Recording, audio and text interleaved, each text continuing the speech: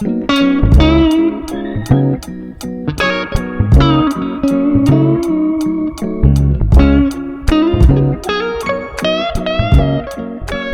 words of a famous singer, Joni Mitchell, I thought seemed to resonate for this Earth Gives Day Power Hour program. Don't it always seem to go that you don't know what you've got till it's gone? And then she goes on to say, hey, farmer, put away that DDT. Give me spots on my apples, but leave the birds and the bees. Well, greetings, everyone, and welcome to From Tide to Tap, your role in protecting our water. I'm Rhonda Bannard. I am the founder and executive director of Earth Gives, and we are in the middle of Earth Gives Day, a nationwide giving initiative to get more resources going towards organizations that are frontline workers on the issues of water protection, toxins, pollution, and our important bodies of water that we and other life depends on. I have been in great awe of nonprofits across the country that have trained teams and passionate people working on the front lines protecting our water, from river keepers to those watching out for marine life. And a few of those examples of organizations that are participating in Earth Gives Day include Black Warrior Riverkeeper in Alabama, Winya Rivers in North and South Carolina, Three Rivers Waterkeeper in Pennsylvania, the Marine Conservation Institute, and Cressley, located in New York City. The Marine Institute is focused on biodiversity and shares that only 3% of our ocean is protected, and we need to get that to 30% to build ocean resilience. So many stewards of our planet, including the two groups that you're going to hear from today, Food and Water Watch and Puget Soundkeeper Alliance. Before I hand the program over, allow me to set the agenda, and we'll have a look at big bodies of water first, and then we'll drill down to what's coming out of your tap. I'll wrap up around 50 minutes after, and we'll break into a discussion that we're excited to have Janice Rodricks leading today. She's a student coming out of Toronto and very interested in working in sustainability. So let's get smarter like she is. Our first speaker is Sean Dixon. He's packing just a few degrees, a BA in marine biology and oceanography from Boston University, a master's from the Yale School of the Environment, and a JD in environmental law from the Elizabeth Hobbs School of Law at Pace University, and even went further to get an LLM in climate change law. Sean has been a community activist and an attorney at the Hudson Riverkeeper and chief of staff for the New England region of the EPA. Now he's out in the Northwest serving as the executive director of the Puget Soundkeeper Alliance. Our main presenters include the duo of Mary Grant and Madeline Kelsey. Madeline spends her time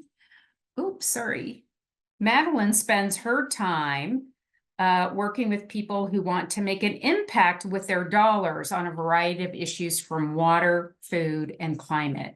She's worked on a variety of issues and helps people.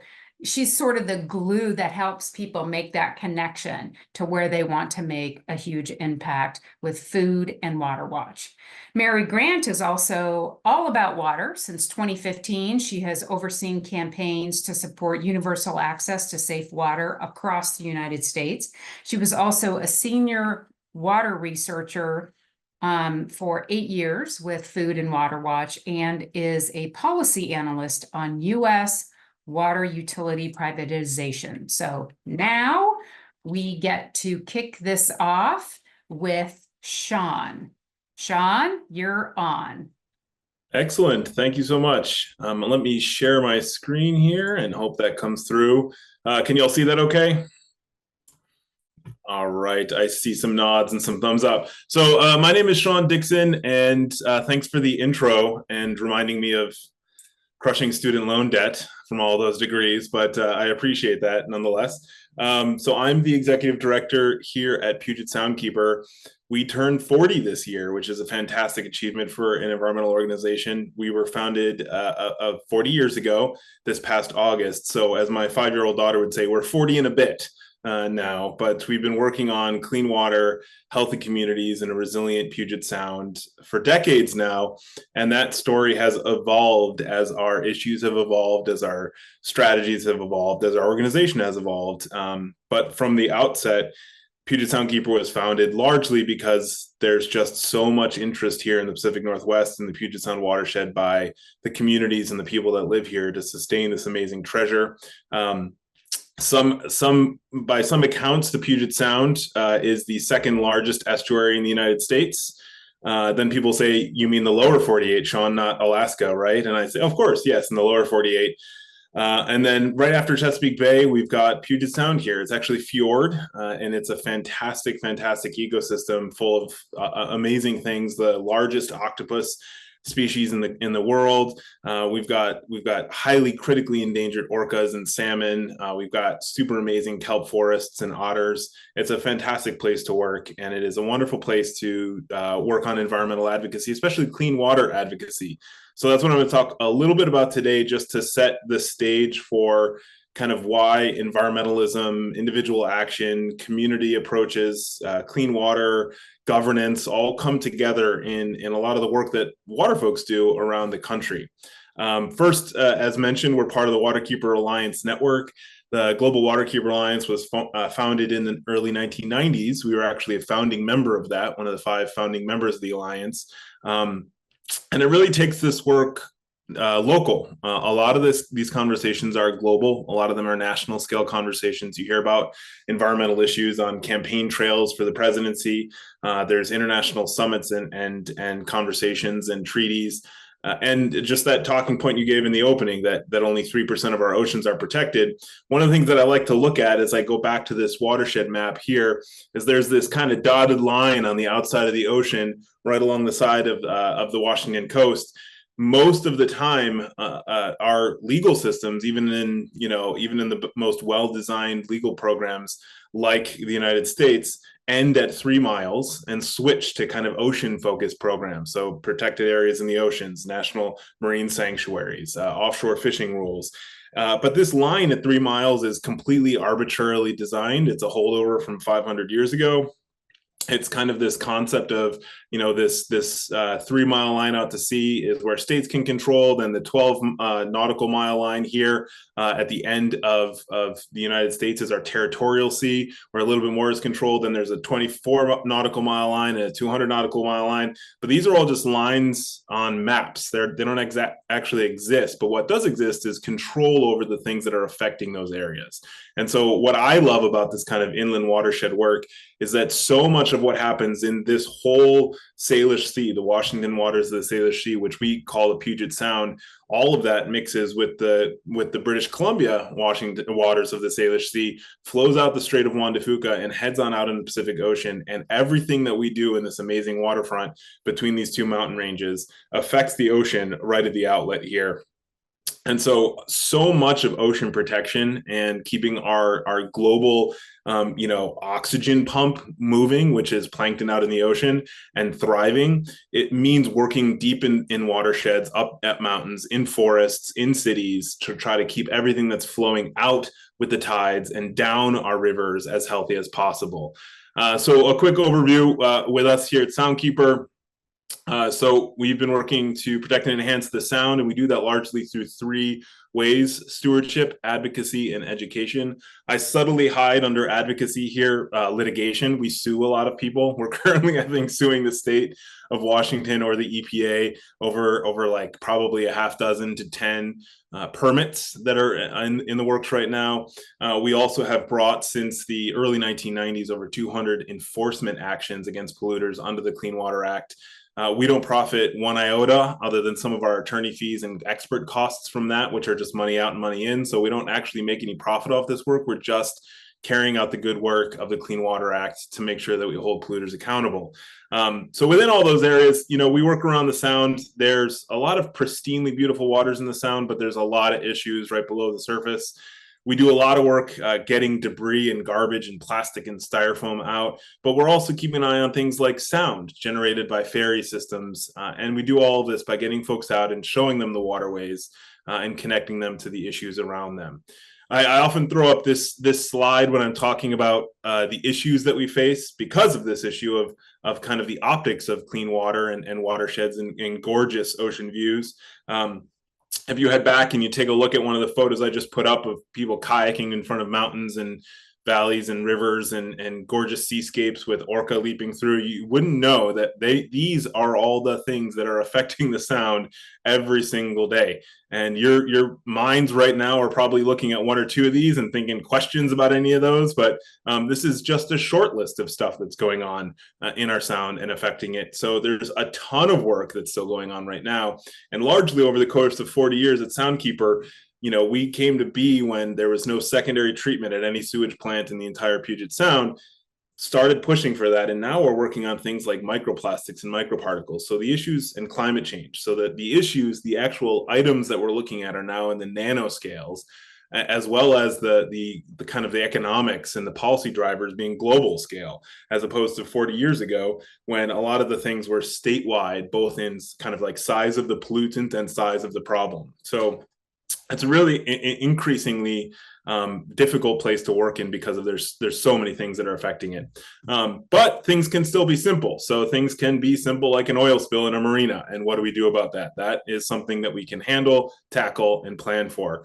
So like I said, one of our key ways to talk to people about getting involved in waters is really heading on out there and seeing them. So showing folks what styrofoam does to a waterway when it falls out the bottom of a dock, or talking about what happens to sewage from boats in marinas. Where do they pump it out if the marina doesn't have a sewage pump out facility? Most marinas don't. So where does that sewage go to? These questions that affect every minute of every day for our watersheds and our waterfronts and our tidelands and estuaries aren't things that are intuitive to folks because we live on land. And so much of this work involves getting people out there. You're going to hear from Food and Water Watch about a lot of the things that you can do on land. We need to get people and show people their version of a tap, their version of a Brita filter, their version of something that they need to do to help kind of clean up on the back end of all this stuff where everything flows.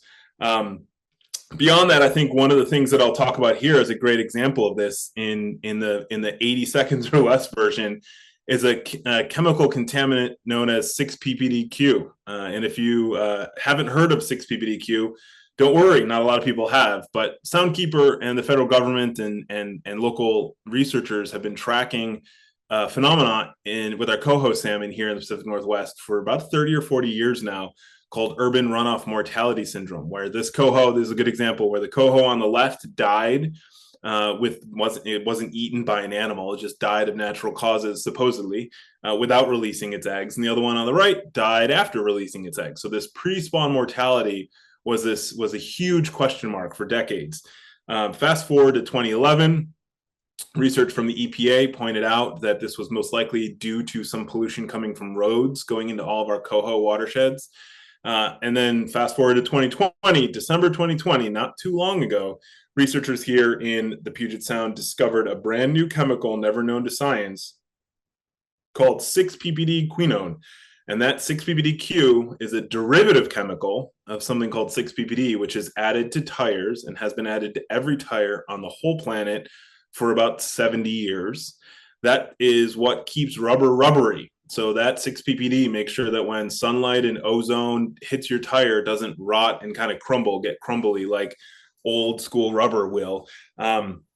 So we didn't know until December 2020 that 6-PPD turns into 6-PPD-quinone, and it actually is the second most toxic substance to aquatic life known to science. And we didn't even know about it until 4 years ago.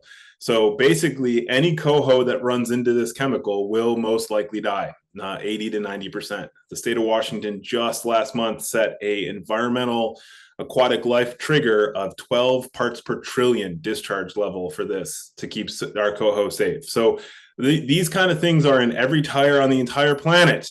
And they're flowing through all the tire that you're breathing in the air when you're standing next to a highway, all the tire particles that can float a kilometer away from a roadway. All of those tire wear particles bring 6-PPD and 6-PPDQ into our waterways, where we've got endangered salmon. So the scale of the changes needed ahead of us to address this is just mind-bogglingly huge. This is a map of coho distribution across the country, and only a little bit less than this is steelhead and rainbow trout are affected by 6-PBDQ. So are a couple other types like Chinook salmon. So there's a lot of fish species out there affected by this one pollutant that we didn't even know existed until 2 years ago. So a lot of the same questions that are raised with PFAS and other safe drinking water questions land with us in the waterways. Now, the only thing I wanted to leave you guys with before we hear from Food and Water Watch is kind of a pitch for how to move through all of this stuff, this kind of depressing news that's always ahead of us in our watersheds. And I was asked this question a couple months ago out on one of our kayak cleanups of a local waterway here, where we were pulling decades-old debris out on top of rafts and kayaks with wading in the mud, and we pulled 4.5 tons out over 4 days of garbage, which was really cool, in a stretch of a river that had never, to our knowledge, been cleaned up in history before. And so we got there and people were like, listen, what should we be doing? What can we be doing? It seems like there's garbage everywhere on the side of highways. When I'm driving down the street, when there's a storm, I just look down and there's a candy wrapper. It seems so unscalable, this hill. Well, our watersheds are supposed to generally look like this. This is a watershed cycle map that I totally used from the internet after looking to make sure that the Creative Commons licensing approval was there, and is totally usable in this case. But generally, rain falls, it moves through the ground, it bubbles up through trees, it gets evapotranspiration out of trees. The groundwater flow goes into that lake as well, not just out of the lake, and it heads to the ocean, and it's a beautiful cycle. What happens is the problem arises when we put things in its way. So here's a look at 6-PBD at a thing developed for the ITRC by the state of Washington to show where 6-PBD comes from, this tire chemical. Well, the difference in the water cycle in this map is that we now have roads and buildings, and we have pollutants in the air. We've got exhaust fumes from cars. We've got storm drains. And this all affects our watershed, even down to something that people don't generally think of, which is when the water flows through the normal water cycle and it rolls down into this lake or into this river, it's coming out of the ground at a nice, cool 55 degrees. So those lakes are temperature regulated. It's like having a climate control Nest thermometer on your lake all year long. You've got water flowing into it at precise levels. Well, if you've got a system like this, you've got water hitting what could be 100-degree pavement, flowing directly into a metal pipe and discharging into a river. You're supercharging and superheating that river or that lake or that pond or that stream, in addition to all the pollutants going into it. So generally speaking, what we tell people to do to help save our watersheds, our waterfronts, our estuaries, and everything that lives downstream is to try to get to a place where we're working with the environment and getting as many things out of its way as possible, whether that's cleaning up garbage or taking out pavement and putting in gravel so that water in your driveway can get into the ground, or just helping get out of nature's way. And this can even be in the best of places. This is one of my last slides, I think, which is showing a beaver dam at a salmon creek here in Seattle called Carkeek Park. And this creek has a great salmon run. It's going to start probably next weekend. I hope to take my kids there. And what happened last year was a beaver came through and put up a dam, which is normally 100% amazing. We love it. And what is supposed to happen is happening here, which is that the water some of it goes through the beaver dam, some goes around it. It creates a natural fish ladder for those salmon to get up and around and move upstream. In fact, it might actually help the salmon get through a particularly difficult part. But the reason I use this photo from KUOW is that these caution tape lines were put there because what you're looking at right now was the hiking path, the beautiful, wonderful hiking path next to that beaver creek or beaver dam. And this is what we are seeing in so many of our watersheds is not only are we putting pollutants into nature's way of this water cycle, but we're putting bike paths and parking lots and park infrastructure in places where rivers and streams are meant to flow wild and free and to migrate back and forth. And when a beaver dam comes in, the water moves to the side. And in so many of our places, especially in highly densely developed areas with lots of industrial pollution, lots of people that need access to waterfront for food or for fun, we're getting in nature's way again. So this is kind of like our watersheds, our global watersheds and estuaries are kind of like those signs at a national park. You know, what you bring in, bring out. Don't let anything affect it. And if we could take that approach, we'd be a lot better off. But largely, I think the last kind of idea concept here is so much of this depends on governance. So much of this depends on the law. I didn't want to get too much of a deep dive into that, but we've got so many systems in place to manage pollution. But in between each of these, there should be arrows. The things that are in our air affect our water. The things that are in our water affect our drinking water. Our toxic systems affect where we can build new things and whether we can have permeable pavement. So the interconnections between all these legal systems were never built into the laws in the first place that govern the world around us. And so much of this stuff is done at the hyperlocal level, like those little creeks and where you design walking paths in your beautiful, wonderful urban parks. So we've got a lot of work ahead of us. And with that, I'd like to just say thanks for having me. And I can turn it over to the dynamic duo at Food and Water Watch. Awesome. Thanks so much, Sean. That was a great presentation. So yeah, hi everyone. I'm Madeline with Food and Water Watch. Thank you all so much for being here tonight. We are excited to talk about all things drinking water with you. We're definitely the tap portion of the presentation this evening. We're here to talk about like the most pressing threats to our drinking water supply, the work that we can collectively do to improve and protect our water, and also how you individually can protect yourself from toxic chemicals in your drinking water, and be informed about what's actually in the water coming out of your tap. So before we dive into that, I did want to just share a little bit about Food and Water Watch and our strategy for ensuring clean and affordable water for all. So at Food and Water Watch, we leverage grassroots political power to pass bold legislation and policies that will better protect our food, our water, and our climate. Those are really our three top issue areas. So we have a team of grassroots organizers that works across the country to mobilize people, aid people in claiming their political power, and utilize the support of the many to apply grassroots power to decision makers. And that's so that we can pass laws at the local level, the state level, and the federal level that are going to protect, our most precious resources. So one relatively unique thing about us at Food and Water Watch is that we don't take any corporate money, and that's so that we can remain independent and fight for what is right by the everyday person and fight for the big, bold changes that we need to see. So in addition to our organizing team, we also have a couple other arms of the organization that are supporting our grassroots campaigns. So we have a research team that ensures all of our campaigns are grounded in facts and data. We have a press team that makes sure that like these big environmental issues are receiving media coverage and being talked about in the public discourse. And then we also have a legal team that works to make sure protections for our food and our water and our climate are upheld in the court system. So that's really us in a nutshell. We really leverage the breadth of lots of different types of expertise so that we can tackle these really big issues from all angles. So I'm going to pass things over to our drinking water expert, Mary Grant. She is Food and Water Watch's Public Water for All campaign director.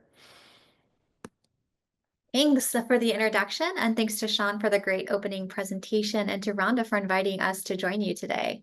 I'm going to start by talking about 3 key threats to the safety of our drinking water, and then I'm going to highlight 5 ways you can take action for safe water. So let's begin by talking about one of the first toxic threats, PFAS.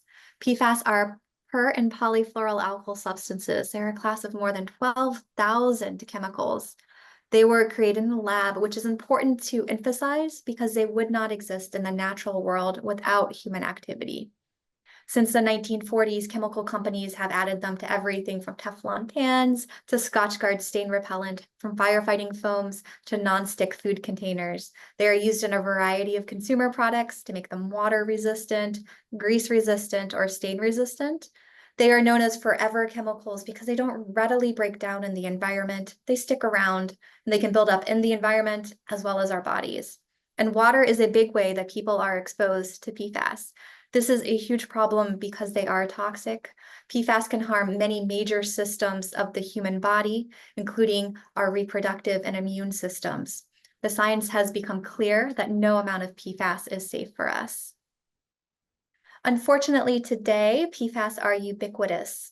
They contaminate the soil, our water supplies, and even the rain in remote parts of the Arctic.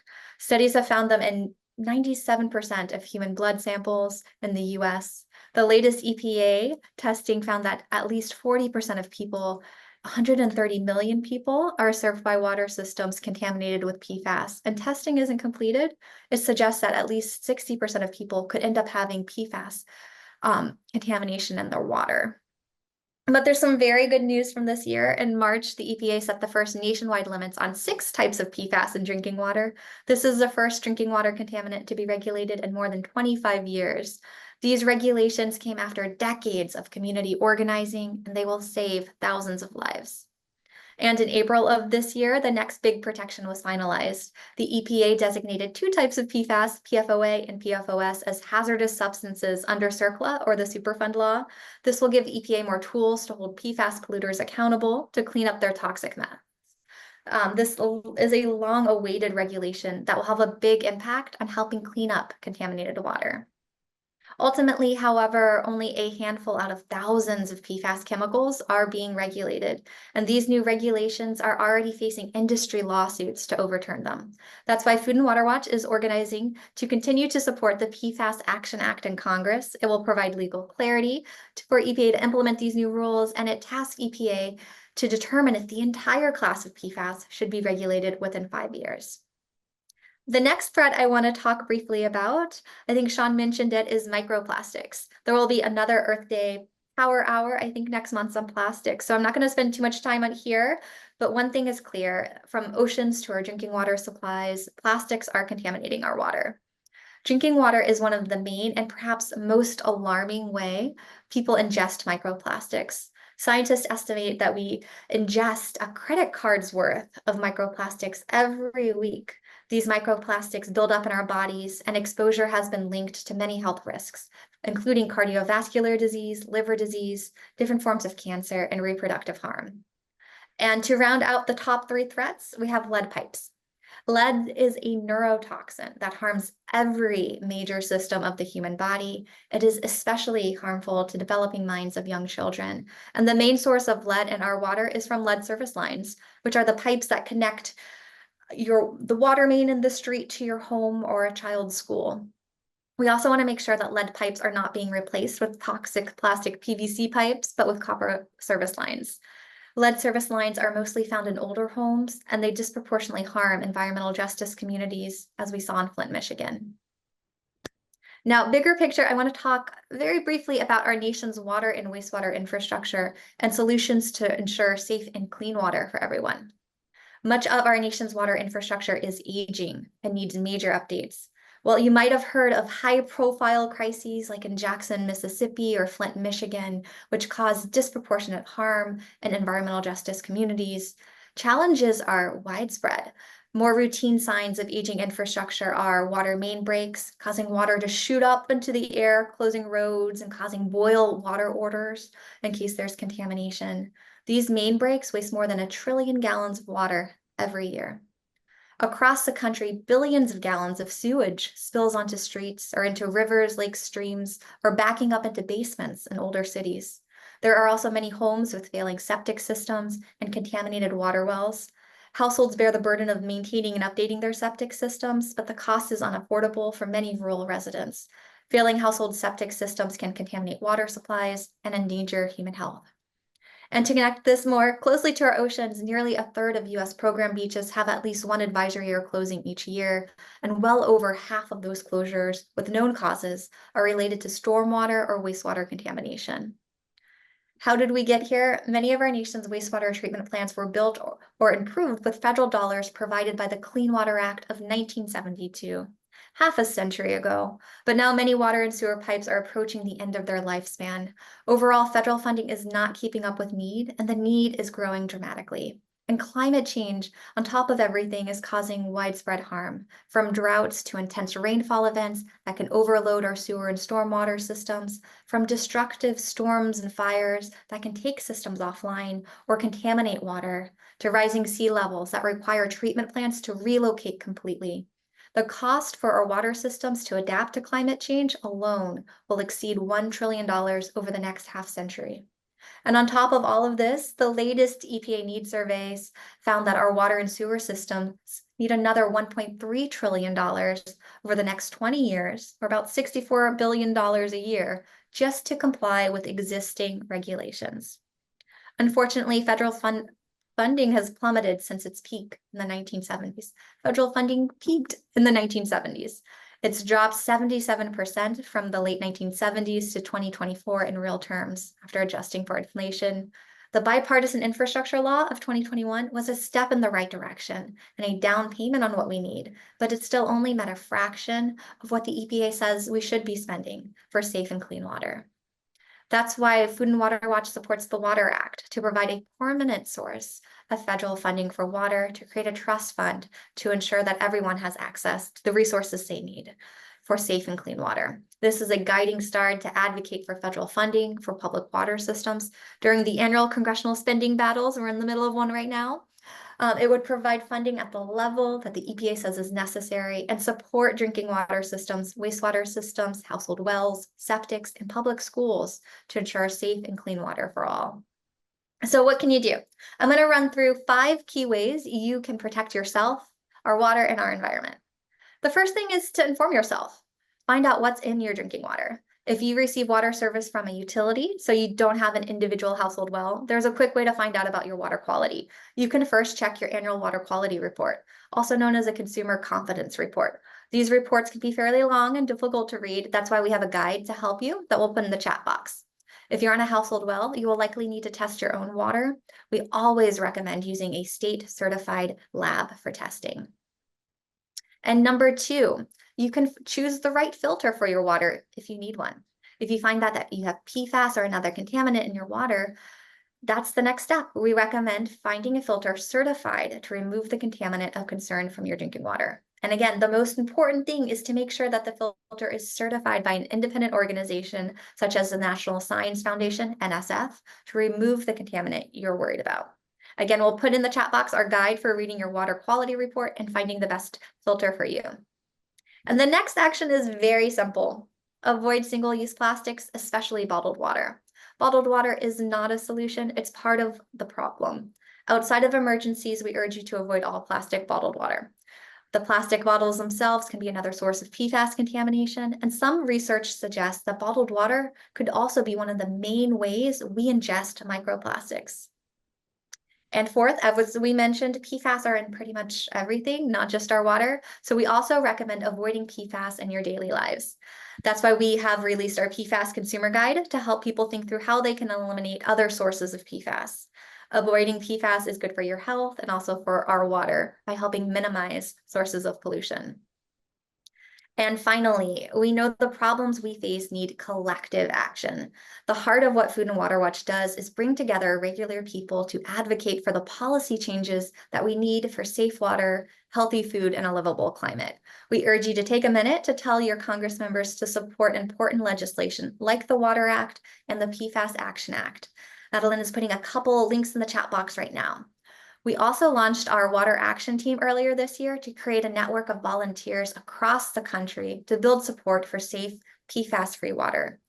We know people juggle a lot in their daily lives, so we wanted to outline many different ways that you can act for safe water as you have capacity. So thank you so much for your time and attention. We're so glad you took the time to join us this evening, and we're happy to take any questions that you might have. And that's what we're going to get right to. Wow, power packed. Excellent work, all of you. Thank you so much. Let's open it up for questions from anyone. So you're not supported by what are you supported by fund wise? And I hope you don't just rely on donations, but now I'm compelled to give money to you. That's kind of the point of this. So. Yeah, right. That's amazing. We would love that. Go to earthgives.org and invest in these two and others, but go ahead. Yes, I was just going to say that's wonderful to hear, Barb. Thank you. We are funded by individuals, but we do also take grants from non-corporate grants. That's good. And likewise here, and just I can't help but share a quick non-grant story. We have a grant with the state of Washington and with Ocean Conservancy, and part of that involves doing outreach and looking for tires to get tires out of the environment in interesting places. And so with part of those grant funds, we actually just bought this summer an underwater ROV drone, and we were just out in Commencement Bay outside of Tacoma with that. And we discovered a shipwreck that nobody knew was there, not like a 500-year-old wooden shipwreck, but like a 15-year-old metal boat shipwreck. So doing cool things with grant funding like that is always fun. I have a question. ahead, It's Elvis. actually for Sean. On that PowerPoint slide where you listed all the different issues that you deal with, which is really eye-opening. There was one that I didn't quite understand. It was railroad disasters and how they impact the watershed. Can you explain a little bit more about that? I would love to. I would hate to. I would hate to have to, but I would love explaining these issues that I hate to have to work on, if that makes any sense to all of us. I think just from the Puget Sound itself here, I've heard say, but I haven't confirmed with science, that the railroad here, BNSF, is the largest landowner of the waterfront in the Puget Sound. So the trains go across our entire our waterfront edge. We've looked at things falling out of train cars before. We get 2 coal trains a day that go right here through downtown Seattle. We have oil trains that go through downtown Seattle, and I'm talking about just through downtown Seattle, like the waterfront where the ferries and the aquarium are. So there are not only pinch points like that where there's huge environmental and community risks from trains, just from air quality, noise, but also disasters happening. 2 things that have been worked on for years by myself, as well as groups around the country, including Food and Water Watch and others. Railroad, crude by rail safety, railroad safety, hazardous material by rail safety. So we saw that in East Palestine, Ohio, where one of the, I think, largest on land enforcement cases the Environmental Protection Agency had to bring recently was for that vinyl chloride disaster. But also, going back years, there was a lot of the work that I did in Hudson River Keeper on crude oil rail bridges. It shocked me to no end to realize that there's no federal rail bridge safety standards in the United States. There are for passenger rail bridges, but if you own a rail bridge, they're all privately held. There's over 100,000 federal railroad bridges in the cargo network, and they're all privately held and they're all privately managed. So the federal government, I think as of the last time there was a report on this in 2020, had 6 inspectors for the whole country for all 100,000 rail bridges. And those inspectors weren't even inspecting the bridges. They were inspecting the railroads to make sure that they had plans in place for the bridges. And those didn't have to be bridge specific. They could be system specific. So there's just so much risk out there. And we took an ABC News crew, I think it was ABC, at Hudson River Keeper to one of the bridges on the Hudson where crude trains go multiple times per day directly across from the Indian Point nuclear power station. And somebody had the rail bridge, the concrete supporting the rail bridge over a creek right at a bend of the Hudson River, somebody had put foam over crumbling concrete, squared the foam, and then painted it to look like concrete. So the foam, if you peeled it back, you could see the rebar sticking out and all this other stuff. There's massive, huge questions about rail safety, from bridges to tank cars that could puncture if they fall down. There's a bend in the Duwamish River not too far from where I'm sitting here, where the rail line is about 30 feet up an embankment, and so if it falls down, that rail car is going to have enough momentum to puncture. And all of these things are in every corner of every watershed in the entire country. So yeah, rail safety is a huge issue on the environment and for communities and public health. Has any of this that you just shared with us, is any of this published somewhere that we can access and maybe share that information with others?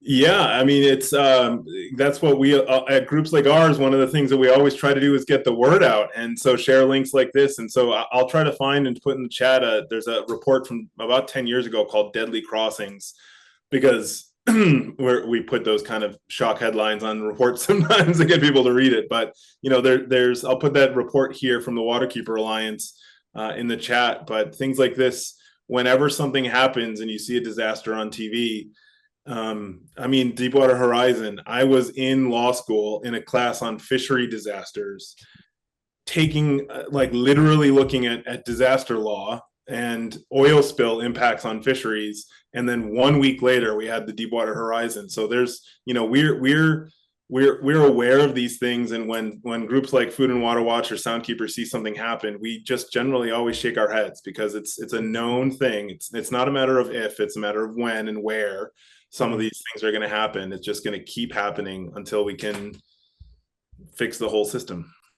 Yeah, thank you. And then one more question, the thermal pollution that you had also in that same slide, is that talking about what you mentioned where water is getting heated because it's running off of surfaces like asphalt and going through metal culverts and stuff like that into rivers?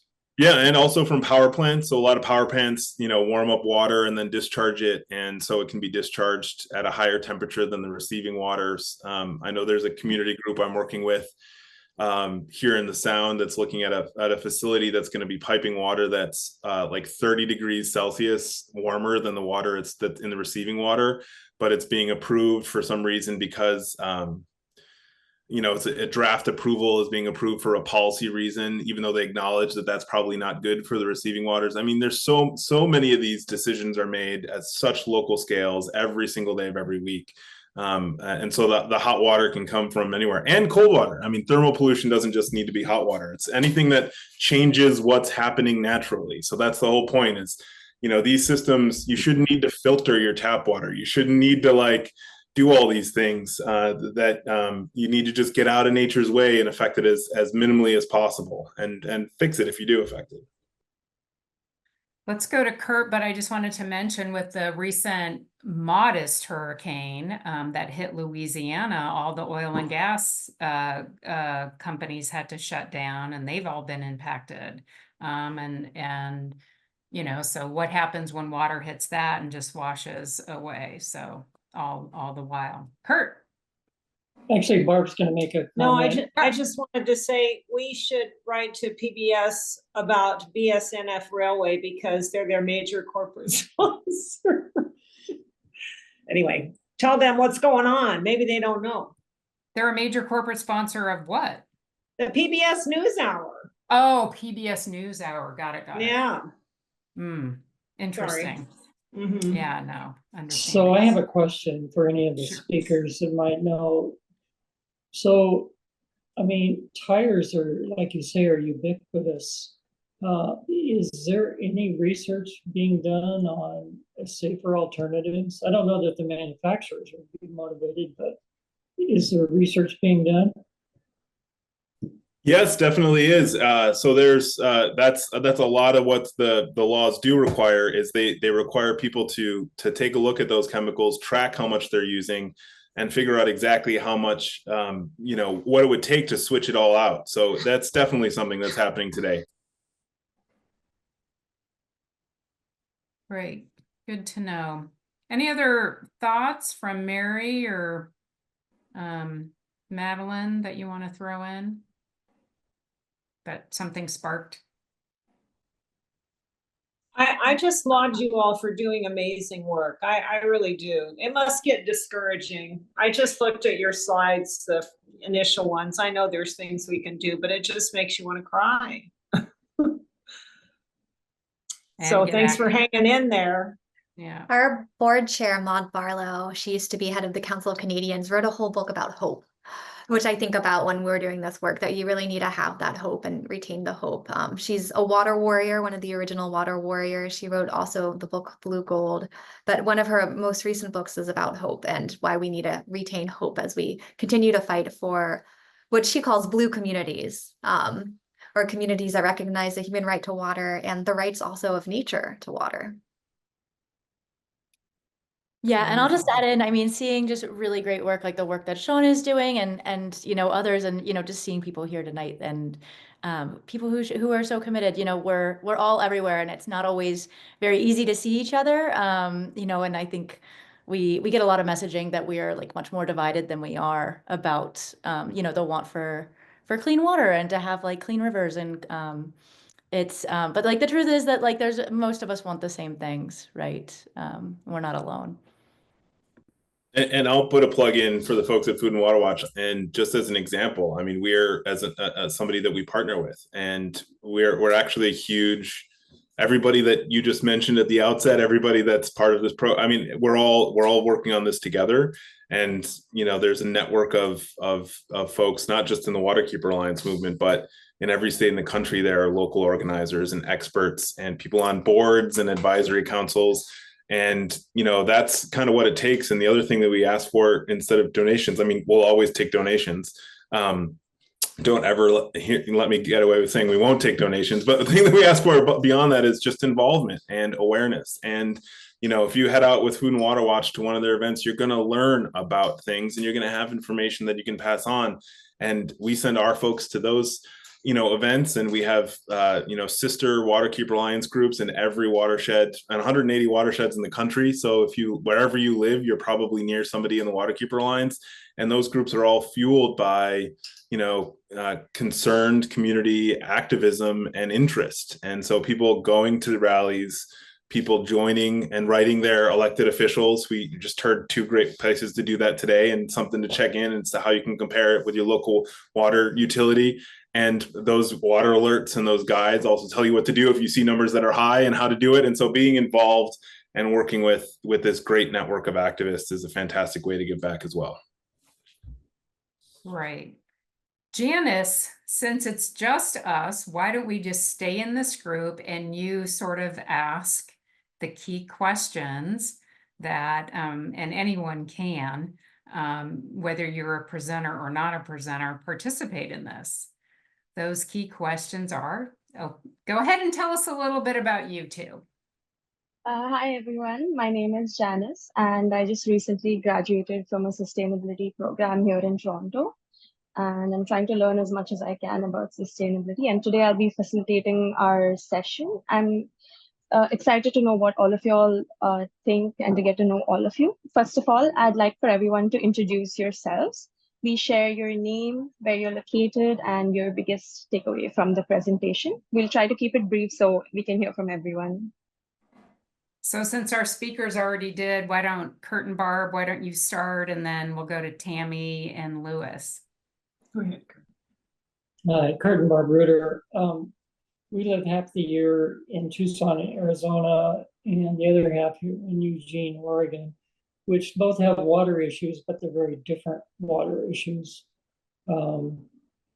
So it's an important topic wherever you live.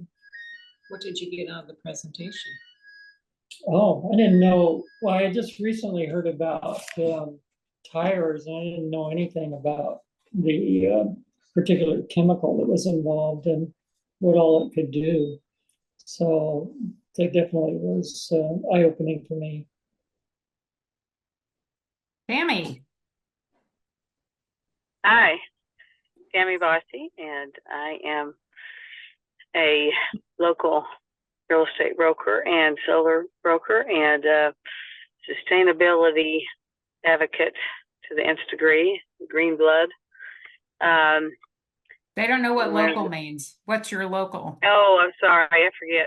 I am in Arizona in the Phoenix area, and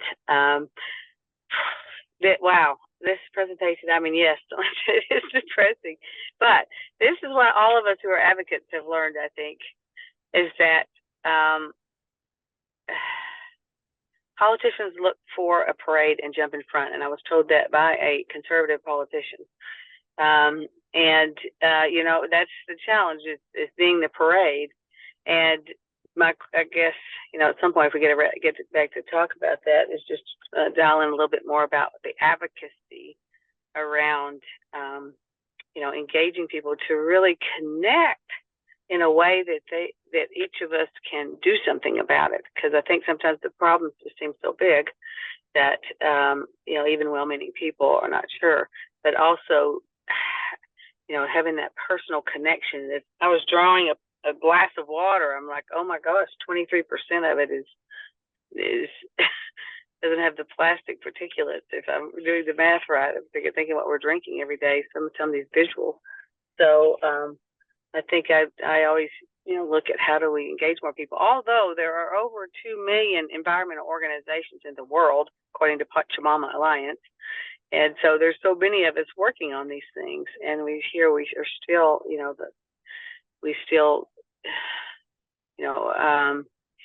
instead of it being the primary objective is to protect our planet that provides every single thing we have in this earth, everything in our lives.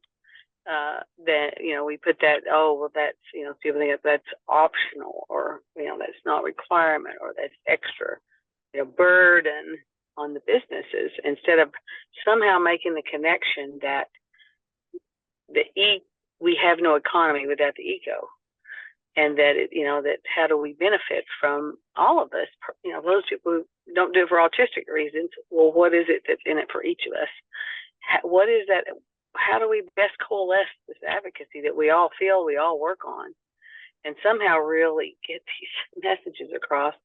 Only one last thing. So I saw an article Arnold Schwarzenegger wrote about the environment, and I kind of like his strategy is to go in and, this is no, I don't know how nice. We need to be very determined.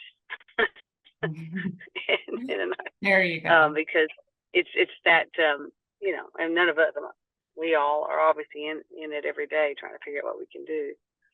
But anyway, if there's anything that we could do as far as advocacy, and get that messaging, that same message over and over and over, it'd be great to be sharing that, to be helpful. Well, we know that you're working on a very local level, and there's been plenty of issues about water running out in Scottsdale that I know you've worked with the city council there to deal with.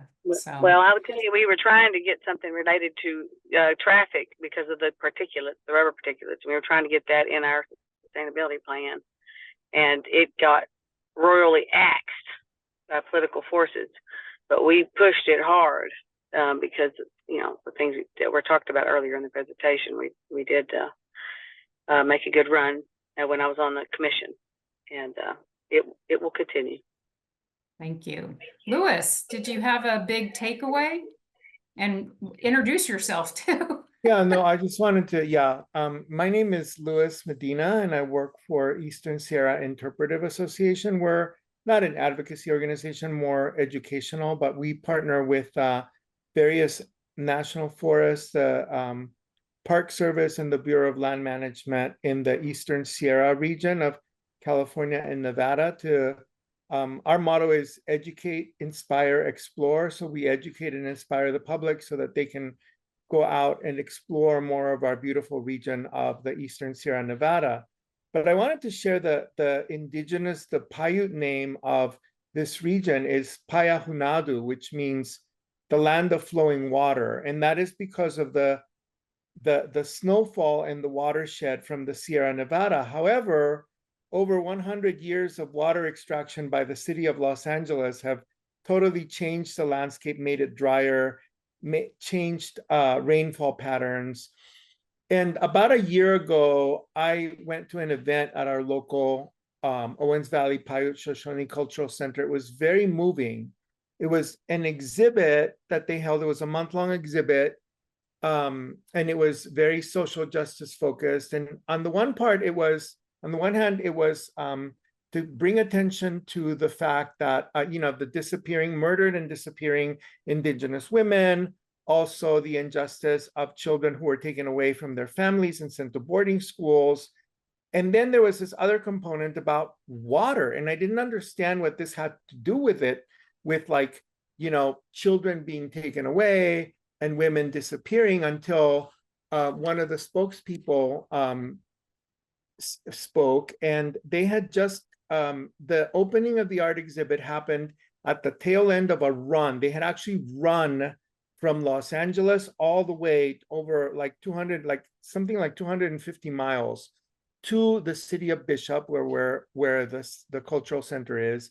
That run was in the way of a prayer. Every footstep was like a prayer on behalf of their water relative, because they see the actual water extraction from this region to Los Angeles, which is like 250 miles away, as their water relative being held captive in this aqueduct, in this tube, being taken prisoner. And I had never seen looked at water in that way. And I think that there's so much that we can learn from Indigenous people and the very healthy and very reciprocal relationship that they always strive to have with nature. And we've lost so much of that. And I think it's really important to listen to Native voices and to learn from them as we, in the nonprofit sector, try to like restore things to what they used to be like.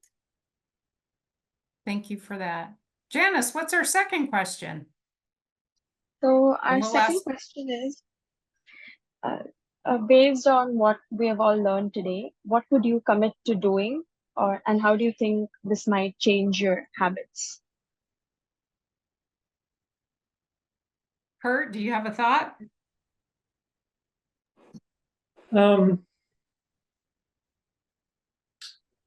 Well, I think I